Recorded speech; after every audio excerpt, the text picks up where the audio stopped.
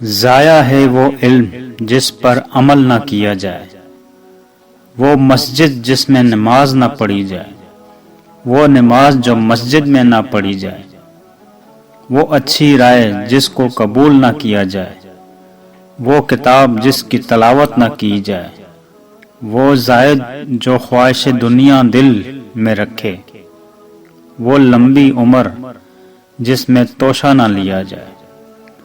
ایک دفعہ آپ رضی اللہ تعالی عنہ اپنے باغ میں لکڑیوں کی گٹھا اٹھا کر لا رہے تھے، جبکہ ان کے کئی غلام تھے۔ کسی نے عرض کیا، آپ رضی اللہ تعالی عنہ نے یہ گٹھا کسی سے کیوں نہ اٹھوا لیا؟ آپ رضی اللہ تعالی عنہ نے فرمایا، میں یہ اپنے کسی غلام سے اٹھوا سکتا تھا، مگر میری مرضی تھی کہ اپنے نفس کو آزماؤں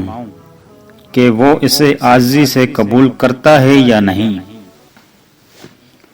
ام المومنین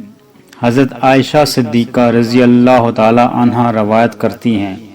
کہ جب حضرت عثمان غنی رضی اللہ تعالی عنہ ہمارے پاس آتے تو حضور اکرم صلی اللہ علیہ وآلہ وسلم اپنا لباس درست فرما لیتے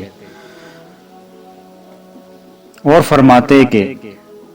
میں اس عثمان سے کس طرح حیا نہ کروں جس سے فرشتے بھی حیا کرتے ہیں۔